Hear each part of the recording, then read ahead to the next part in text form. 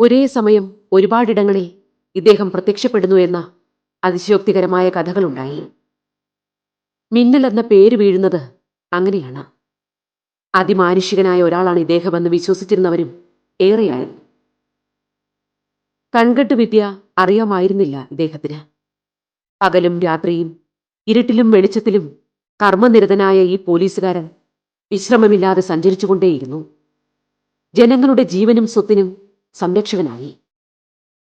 അന്നും ഇന്നും മിന്നലിന് പകരക്കാരനായി മറ്റൊരാളില്ല. നല്ല ബുദ്ധിജീവികൾ പോലും എനിക്ക് എന്തോ ദിവ്യശക്തി ഉണ്ടെന്ന് വിശ്വസിക്കുന്ന ഒരാൾ. സാറ് അത് പറയട്ടെ സാറേ, സാറിന് എന്തോ ദിവ്യശക്തിയാണ്, അല്ലെങ്കിൽ പിന്നെ ഇവിടെ കണ്ട ആളിനെ 5 മിനിറ്റ് കാണുമ്പോൾ ഞങ്ങളുടെ കരവനെ കാണണം എങ്ങനെ, അല്ലെങ്കിൽ തേങ്ങ ഇവിടെ കാണും. സാറിന് എന്തോ ഉണ്ട്, വിദ്യാസമ്പന്നരാണ്, സെക്രട്ടറി ഉദ്യോഗസ്ഥന്മാർ വരെ. ഞാൻ ചിരിക്കും. കാരണം ഇപ്പോൾ കരവനെ റിക്വസ്റ്റ് ചെയ്തുകൊണ്ടിരിക്കുന്നു, ഇൻക്വസ്റ്റ് എല്ലാം പറഞ്ഞു കൊടുത്തിട്ട് സുമാറൊക്കെ എഴുതാൻ കഴിയണം. ഞാൻ എൻ്റെ കൈ കൊടുത്തിട്ട് നേരെ പോകും. നേരെ വഴുതൊക്കെ ഇവിടെ കയറി പഠിച്ചാൽ നിൽക്കുമ്പോൾ ഇവൻ അവിടെ നിന്ന് ബസ് വരുമ്പോൾ ഉണ്ടല്ലോ, ബസ് കാത്തു നിന്ന് വരുമ്പോൾ ഞാനിവിടെ ചേട്ടാ ഇയാൾ ഇപ്പോൾ വന്നാണല്ലോ, ഇയാൾ ഇവങ്ങനെ വന്ന് കഴിയും. അതിൽ വിശേഷമൊന്നുമില്ല. ഇതാണ് നമുക്ക് ഡ്യൂട്ടി കോൺഷ്യൻസ് സാധനമുണ്ട്, ഡ്യൂട്ടി കോൺഷ്യൻസ്. അത് പോലീസുകാരനാണ് ഒരു രാജ്യത്തിൻ്റെ രക്ഷ. പട്ടാളക്കാരനല്ല, പട്ടാളക്കാരൻ ലാസ്റ്റിലാണ്. പട്ടാളക്കാരൻ വരുന്നത് നമ്മൾ പോലീസുകാരൻ കൈവിടുമ്പോഴാണ്. അപ്പോൾ എപ്പോഴും പോലീസുകാരനാണ് ഒരു രാജ്യത്തിൻ്റെ അഡ്മിനിസ്ട്രേഷനിൽ ഏറ്റവും കൂടുതൽ പങ്കുവഹിക്കുന്ന സൂത്രധാരൻ. പരമശിവൻ നായരെ ഇല്ലാതാക്കാൻ പലരും ശ്രമിച്ചിട്ടുണ്ട്. കത്തിമുനയിൽ ഇദ്ദേഹത്തിന്റെ ജീവൻ കോർത്തെടുക്കാൻ ശ്രമിച്ചവർ തോറ്റുപോവുകയാണ് ഉണ്ടായത്. കുത്തേറ്റിട്ടും മനക്കരുത്തുകൊണ്ട് മിന്നൽ ജീവിതത്തിലേക്ക് തിരിച്ചു വന്നു.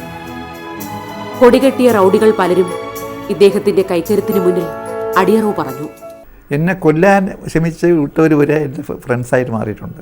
സർക്കാർ എന്ന് പറഞ്ഞാൽ ജനിച്ചപ്പോൾ 80 ഏക്കർ തെങ്ങും പറ്റണം. അവിടെ ആര് വന്നാലും അവർ പറഞ്ഞാൽ കേൾക്കണം. ഇവർ ഒരു ടി വിയിലും വേറെ ആരെയും കൊടുക്കില്ല, എല്ലാ ടി വിയും ബുക്ക് ചെയ്യണം. കാശുണ്ട്, ടി വിക്കാർ കാശ് കിട്ടിയാൽ മതിയല്ലോ. അങ്ങനെ ഇരിക്കുമ്പോൾ എനിക്ക് എന്നെ കാണിച്ചത് അവിടെ ഉള്ളത് അവൻ്റെ എതിർക്കുന്നത് സൂക്ഷിച്ച് വേണം. ഒരു ദിവസം ഞാൻ ചെയ്ത എറണാകുളത്ത് ചെന്നപ്പോൾ തന്നെ അവിടെ ഈ കച്ചവടക്കാരെ പരസ്പരം ഇവിടെ വണ്ടി വിട്ടില്ല, തിരിയാനൊന്നും വൃത്തിയില്ല. എന്തെങ്കിലും സാറ് സഹായിക്കണം. ആനന്ദമായപ്പോൾ ചെയ്യலாம். ഈ വണ്ടി ഇങ്ങനെ ഇടുന്നത്, അപ്പോൾ വണ്ടി തിരിക്കാൻ ഒക്കില്ല, മുമ്പ് ചേർത്തിടുകയല്ലേ, പിന്നെ തിരിക്കാൻ ഒക്കില്ല. അപ്പോൾ ഞാൻ ഒരു 4-5 ബസ് കൊടുക്കുന്ന വിഷയം, നമുക്കൊരു കാര്യം ചെയ്യാം, പകുതിയല്ലേ ഇങ്ങനെ ചരിച്ചിടാം, ശരി വേഗം കൊണ്ടുപോകാമല്ലോ. ഓ സാർ അങ്ങനെ ചെയ്യാം. എല്ലാവരും ചരിച്ചിട്ടു. പേപ്പറുകാരൻ ലീഡർ എഴുതി, എന്ത് ബന്ധമാകുന്നില്ലേ ഇപ്പോഴത്തെ സബ് ഇൻസ്പെക്ടർക്ക് അങ്ങനെയാണ് ഇങ്ങനെയാണെന്നൊക്കെ എഴുതിയിട്ടു. അത് അവർക്ക് നല്ല സപ്പോർട്ടായിരുന്നു. എനിക്ക് എറണാകുളത്ത് വലിയ സപ്പോർട്ടായിരുന്നു. അപ്പോൾ ഇവർ മനഃപൂർവ്വം എന്നെ ഒന്ന് തോൽപ്പിക്കണം, തല്ലണം, അല്ലെങ്കിൽ കൊല്ലണം എന്ന് വരെ ഉദ്ദേശമുണ്ട്. അപ്പോൾ ഒരു ദിവസം ഞാൻ sub inspector, traffic sub inspector ഞാനും കൂടി ഇപ്പോൾ ഈ വണ്ടി എടുത്ത് കുറുക്കെ ഇട്ടി. എന്നിട്ട് ആ ഗ്രേഡ്സിൽ ഒരു 6 പേര് അങ്ങനെ ഇരിപ്പുണ്ട്. ഇതാരുടെ വണ്ടിയാണ്? എൻ്റെ വണ്ടിയാണ്. ഒന്ന് മാറ്റിയിടണമല്ലോ, സൗകര്യമില്ല. വേണ്ട, ഞാൻ മാറ്റിയിട്ടുള്ള, പക്ഷേ സിറ്റുവേഷൻ ഉണ്ടാക്കേണ്ടതാണ് എൻ്റെ ഉദ്ദേശം. എന്ന് വെച്ചാൽ അതാ വണ്ടി തൊടുവോ? ആ വണ്ടി തൊടും, ഇത് സംശയമില്ല, മാറ്റിയിടാൻ അത്ര ഭയങ്കരമായിട്ട്. ഇപ്പം തടഞ്ഞു. അവന് ചുരുടുക്കുട്ടി വണ്ടിക്കകത്ത് വണ്ടി എടുത്തിട്ട് പോയി ഞാൻ. പക്ഷെ ഒന്നും ചെയ്തില്ല കേട്ടോ. സ്റ്റേഷനിൽ സ്റ്റേഷനിൽ കൊണ്ടുപോയി ചെന്നപ്പോൾ ഇവൻ മനസ്സിലായി ഇടിച്ച് കൊല്ലും എന്നുവെച്ചാൽ ഇവൻ ചെയ്ത പോക്കത്തിനാണ്. ഇവൻ്റെ കൂടെയുള്ളൊരു ഒരുത്തനൊന്നുമില്ല. ചെന്ന ഉടനെ എന്നെ MP കേശവനാർ വന്നു, MP സ്റ്റുഡിയോയിൽ കൊണ്ടുപോയി. GD വണ്ടി മാത്രമേ ഉള്ളൂ, വേറെ ഒന്നും ചെയ്യില്ല. വഴി കണ്ടിട്ട് വണ്ടി പാറ്റിയത് മാത്രമേ ഉള്ളൂ. അവൻ വെളി ഇറങ്ങിയിട്ട് ആ റോഡിൽ കിടന്ന് ഉരുളക്കം അതിൻ്റെ ഉടുപ്പ് കളിച്ച് കയറി അടിച്ചു വിളിച്ചു എന്നൊക്കെ. അപ്പോൾ MP ഇപ്പോൾ മനസ്സിലായോ അവൻ്റെ? സാർ എന്താ ചെയ്യണേ? എന്നിട്ട് ഒരു കേസും കൊടുത്തു എൻ്റെ പേരിൽ, ലാക്കപ്പ് പോയി. ഞാൻ ആശങ്ക മിഷ്ടായിരിക്കുമ്പോൾ ഒരു ദിവസം ഇവനെ ഈ സർക്കാർ അത് കയറി വരുന്നു.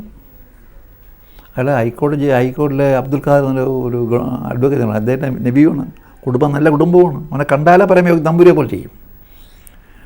ഇവന് സ്വല്പം ഒന്നും മങ്ങിയിട്ടുണ്ട്. എന്നെ കിടത്തൊടു മനസ്സിലായില്ല.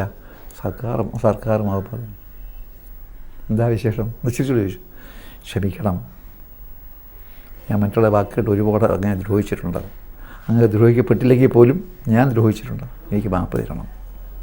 അപ്പോൾ മുഹമ്മദ് അങ്ങനെയൊന്നുമില്ല, പോലീസ് ഡിപ്പാർട്ട്മെൻറ്റിൽ നിന്ന് തന്നെ പതിവ്. ഞാൻ ഒരു കാപ്പിയും കൊടുത്ത് വാങ്ങിച്ചു. ആ വീട്ടിലെ, ആ റോഡ് സൈഡിലെ വീട്ടിൽ കൊടുത്ത് അയച്ചിട്ട് പോയി. പക്ഷേ ഒരാഴ്ച കഴിഞ്ഞ് ആത്മഹത്യ ചെയ്തു. നല്ല ചെറുപ്പക്കാരായിരുന്നു. അവനെ നേരെ കൊണ്ടുവരുന്നത് കൊള്ളാമെന്നുള്ളായിരുന്നു.